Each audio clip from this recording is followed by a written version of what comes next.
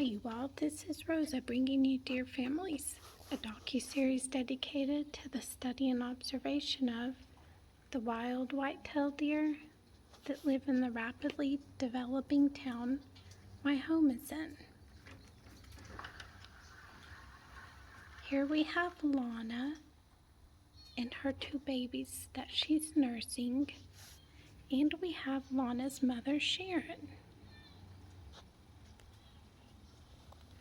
I'm going to zoom in on Lana.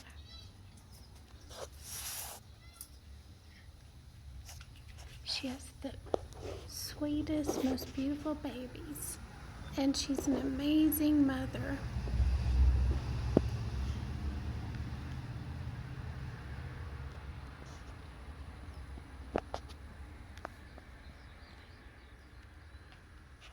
Lana and her mother Sharon just stopped by to get apple snacks and carrot snacks, and I also gave Lana raw peanuts since she's nursing and needs all the nutrients she can get. Her babies are just so beautiful and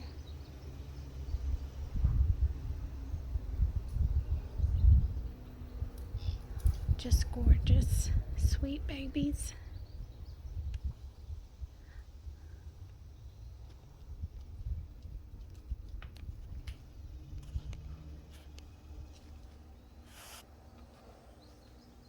Lana wants a little more. There's a few apples she left behind that she's gonna go eat.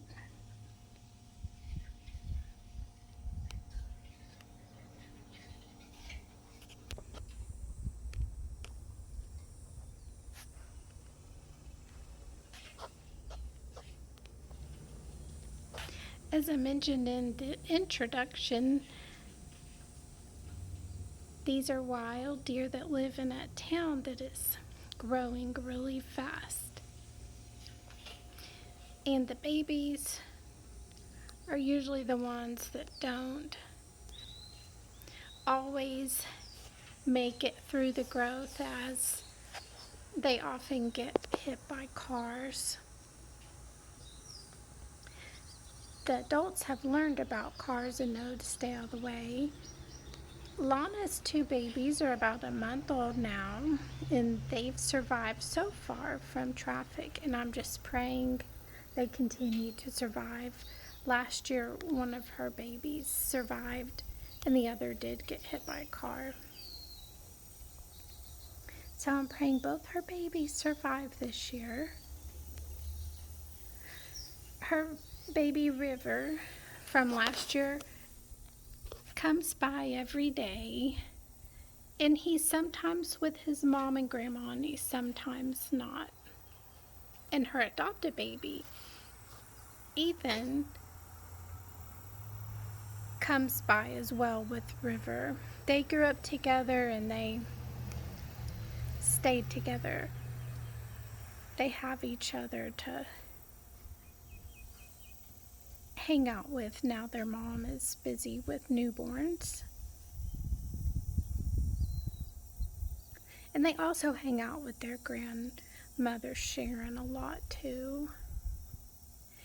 And sometimes the whole family comes by. Sharon and her two daughters and their newborns, and the babies from last year, Ethan and River, who are young bucks now, hang out with the new babies, this year's babies. They are their big brothers and cousins. It's real sweet to see them all playing together.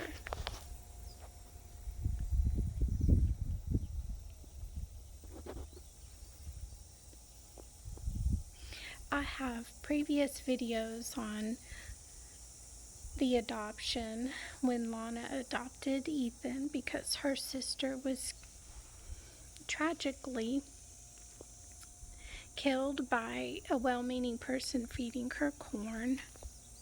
deer struggle to digest complex carbs, and there's just not enough education in this state about deer diets, and deer are often killed by residents of the state feeding them foods that are really toxic for them. I do hope one day there will be more programs to educate the public on that. I've heard in other states there's laws that ban feeding for that reason.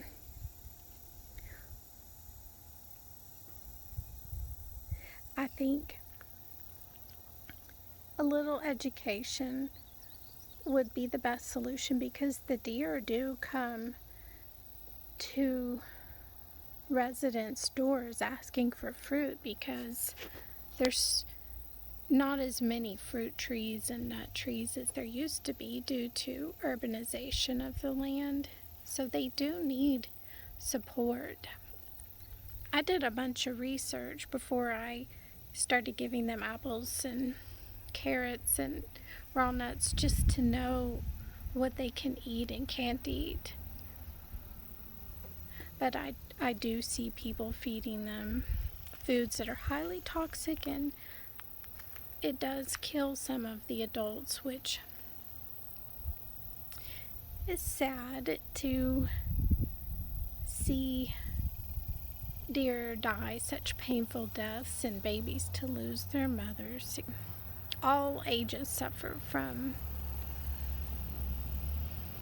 corn toxicity. That's the name of the disease, but it's really when deer are fed anything toxic like bread, chips, complex carbohydrates are very bad for them. And of course, meat. Some people even give them meat, and that's terrible for them.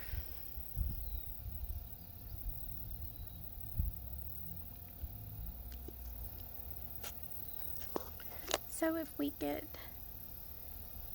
new leadership one day, I do hope they will educate about safe wildlife feeding methods and unsafe wildlife feeding methods, or if they have to ban it like they do in other states, that would even be better. But I hate to see them ban it here, just because the deer are literally begging for supplemental food, since they do need fruit and nuts. That's a big part of their diet, in addition to grasses and bushes. So in a perfect world, we just have some education programs. Maybe mailers could get sent out and to all the residents, but hopefully one day we'll get there.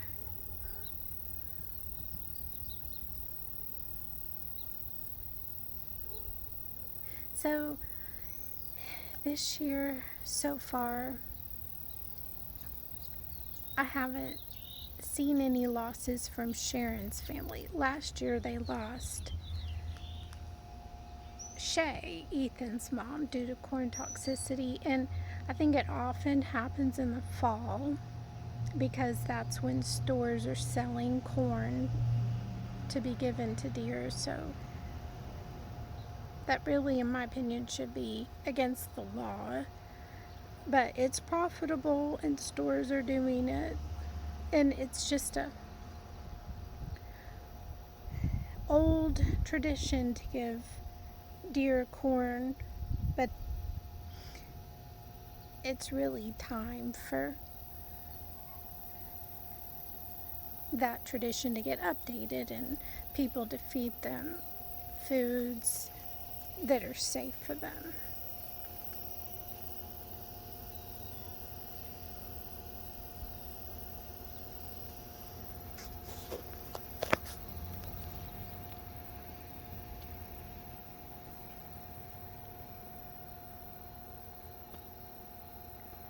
So Lana's babies are just beautiful.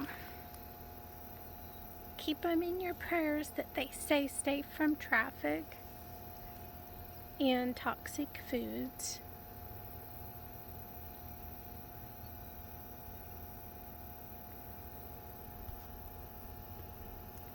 Another thing I would love to see change is I'd love to see wildlife bridges. So the babies and animals that can't see cars coming, like skunks, really struggle to see cars coming because they're so low to the ground. So all the youngsters that haven't learned about cars and animals that just don't have a good line of sight due to being so low to the ground, if they had wildlife bridges, there would be less meaningless deaths. I have a link to a very successful wildlife bridge in Utah, and I would love for Texas to put those in towns that are heavily populated by wildlife, so we would see less babies killed. We see a lot of them today. There's a little wasp flying around. I think that's what it was. It's so bright out here that I can't see too clearly through the lens. So anyway, I just wanted to give you all this update on Lana's babies. They're still doing really well. And Sharon's family are doing well.